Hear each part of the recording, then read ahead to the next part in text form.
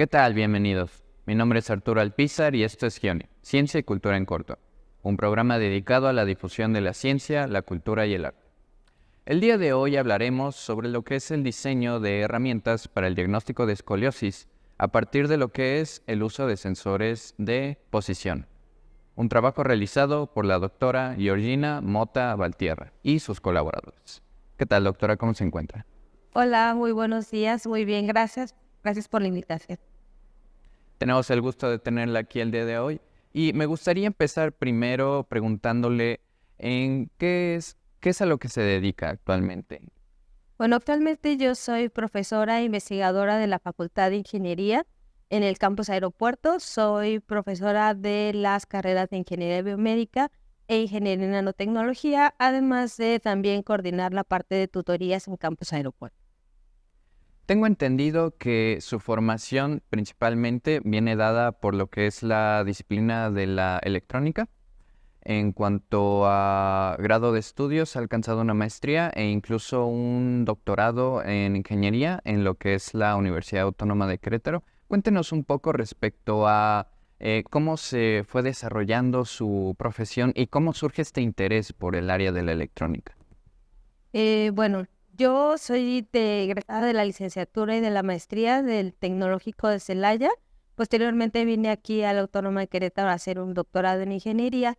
Mi interés por la electrónica, la verdad es que surge desde muy niña porque siempre tuve esa curiosidad de saber cómo, por qué funcionaban las cosas, ¿no? O sea, pensaba, por ejemplo, en una licuadora, porque cuando uno le presiona un botón gira a cierta velocidad, porque uno cuando presiona otro botón giraba a otra velocidad. Entonces, de ahí surge esa curiosidad por la electrónica, o mejor dicho, por saber cómo funcionaba el mundo. Durante su tiempo de estudio, ¿qué fue lo que más le encantó de la carrera? Yo creo que son muchas cosas. Una de ellas es poder desarrollar dispositivos o poder generar nuevas tecnologías que contribuyan al mejoramiento de la calidad de vida de las personas o que puedan hacer nuestra vida mucho más fácil. Y la verdad es que otra de las cosas muy agradables pues fue encontrar en el camino a personas que también comparten esa misma idea de hacer de este mundo un mundo mejor. También tenemos entendido que estudió posteriormente lo que es una maestría, o más bien obtuvo el grado de maestría en lo que es bioética, ¿cierto? Sí, obtuve una maestría en bioética en un programa, la verdad, muy interesante. Es un programa de CREI. Es un programa que está soportado por 3 universidades, la Universidad Autónoma de Querétaro, la Universidad de Clarkson en Estados Unidos y la Universidad de San George en Grenada. Y es un programa muy importante porque lo que busca es la formación en áreas de bioética en países de América Latina y el Caribe. Este interés realmente surge porque nosotros que provenimos de una ciencia dura como la ingeniería, muchas veces no estamos conscientes de todas las implicaciones que tienen los desarrollos que nosotros hacemos.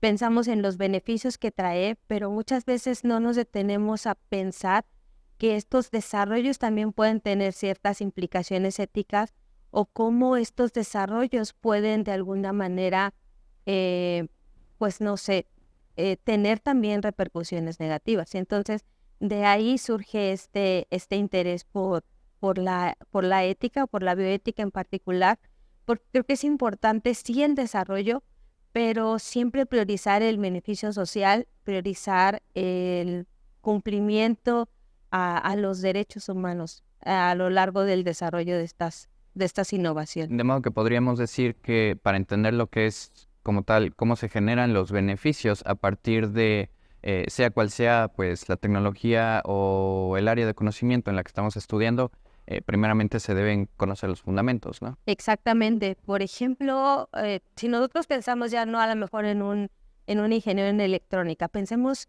por ejemplo, en un ingeniero civil que va a hacer el desarrollo de una nueva presa, ¿no? Muchas veces nosotros estamos conscientes de los beneficios que pueda traer a la sociedad el desarrollo de estas presas, pero a veces no estamos tan conscientes de cómo el desarrollo de estas nuevas tecnologías o de estas construcciones pueden implicar en el aspecto social, o en los usos y costumbres de la comunidad. Si nosotros hablamos de un desarrollo tecnológico en el área de la ingeniería, muchas veces nosotros nos enfocamos en que estos sistemas funcionen, pero a veces no tenemos tan conscientes si para lograr este desarrollo realmente estamos considerando, por ejemplo, una adecuada inclusión, si el desarrollo de estas tecnologías puede tener de manera implícita una discriminación, o inclusive si estamos cuidando los derechos humanos de los participantes,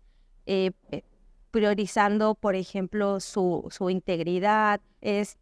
Por ejemplo, si nosotros estamos almacenando de manera adecuada los datos que ellos nos están proporcionando, y pues todos estos temas de cuestiones de derechos y de ética que muchas veces nosotros como ingenieros, y digo afortunadamente creo que es algo que está cambiando, el tener más consciente los impactos tanto positivos como negativos que estos desarrollos que nosotros tenemos provocan en las generaciones presentes y en las generaciones futuras. Y bueno, dada su experiencia, tanto en lo que es el campo de la electrónica como lo que es la bioética, ¿cómo diría que estas dos áreas se complementan para usted? Pues es muy importante, sobre todo consideramos que los desarrollos en los que yo trabajo están relacionados con el área de la biomédica, pues entonces muchas veces para estos desarrollos pues tenemos la participación de seres humanos o de seres vivos.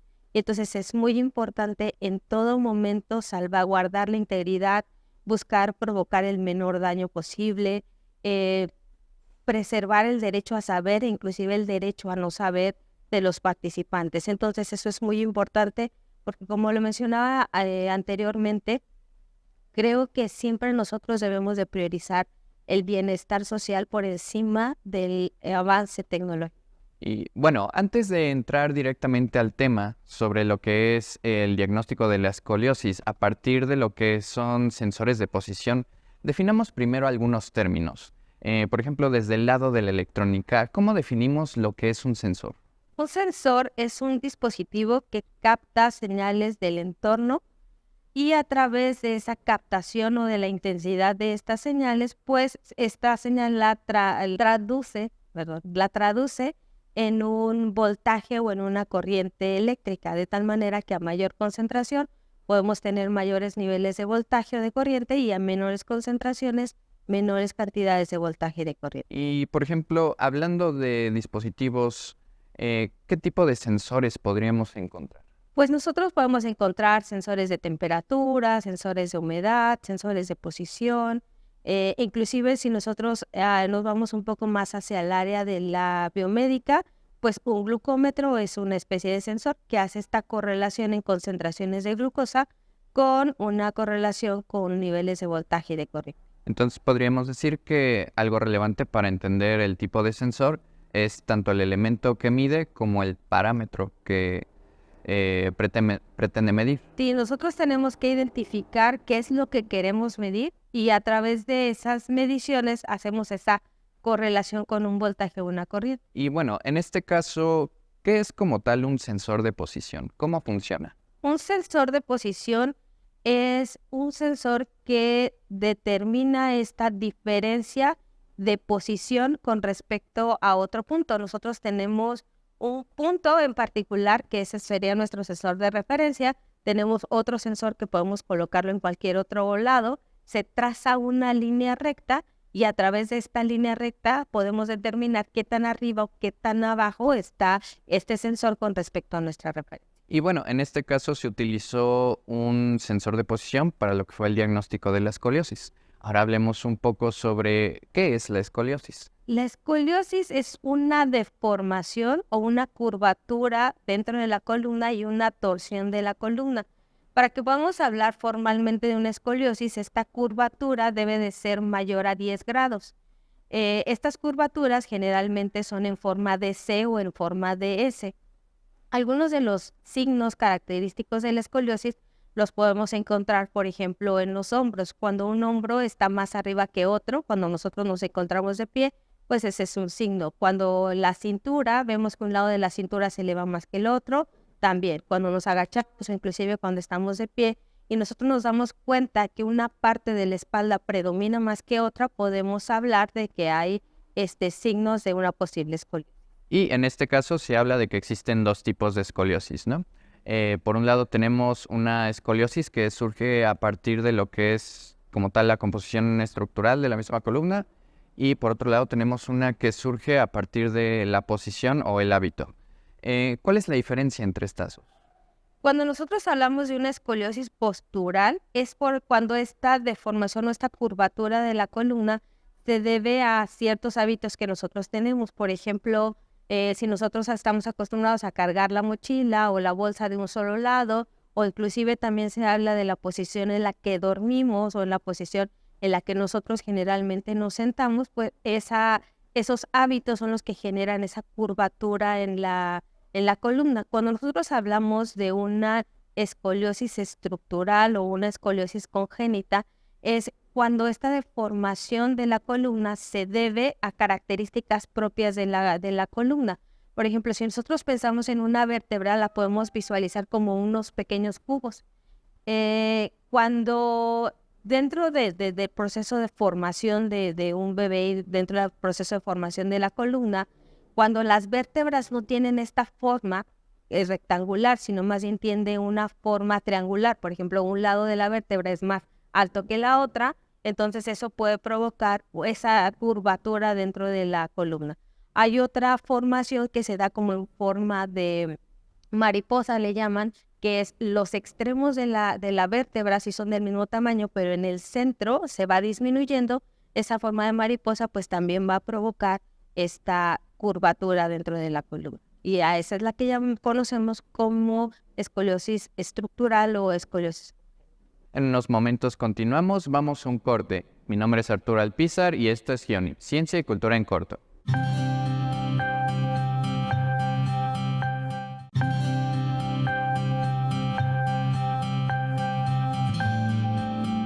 ¿Qué tal? Estamos de vuelta. Mi nombre es Arturo Alpizar y esto es Gioni, Ciencia y Cultura en Corto. Retomando otra vez lo que es el tema de la escoliosis, tenemos presente que existen algunos riesgos a corto, mediano y largo plazo. ¿Cuáles serían estos? Algunas de las problemáticas que se pueden presentar con la escoliosis es cuando esta no es muy grave, se pueden presentar algunos malestares en la espalda, problemas al caminar, pero ya en situaciones o en niveles de escoliosis mucho mayores, se pueden presentar problemas cardíacos o inclusive problemas pulmonares debido a que esta misma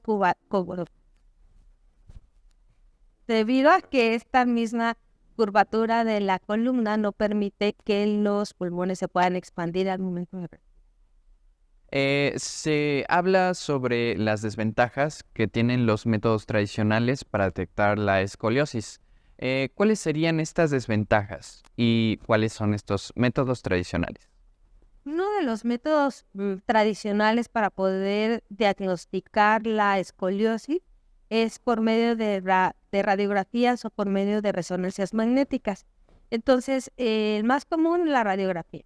Lo que se hace, se toma la radiografía y el especialista lo que hace es trazar una serie de líneas de las vértebras para determinar estos ángulos de curvatura de la columna. ¿Cuáles son las principales desventajas? Pues una es el costo de los métodos en sí, porque el costo de la radiografía o el costo de la resonancia magnética, pues en algunos casos pues puede ser elevada. Otro de los riesgos sería que pues al tratarse de una radiografía, este método no puede emplearse en mujeres embarazadas. Y bueno, tengo entendido que este dispositivo aprovecha este fenómeno de lo que es los grados de Cops para medir lo que es la curvatura de la columna. Sí, a través de unos sensores de posición nosotros determinamos cuáles son los grados de Cops o los grados de curvatura de la columna vertebral. Y bueno, en este caso, ¿en qué consiste como tal el dispositivo para medir estos grados de Cops y detectar la escoliosis? Es una estructura que diseñaron nuestros alumnos de ingeniería biomédica. Esta estructura se coloca sobre los hombros y la estructura también se va a adaptar a la forma de la columna. Esta estructura se fija a la espalda a través de unos chupones, que de hecho aquí tenemos uno. Estos chupones se fijan a la piel y a través de la posición o de los valores que nos indiquen estos sensores, pues podemos determinar esos niveles de curvatura.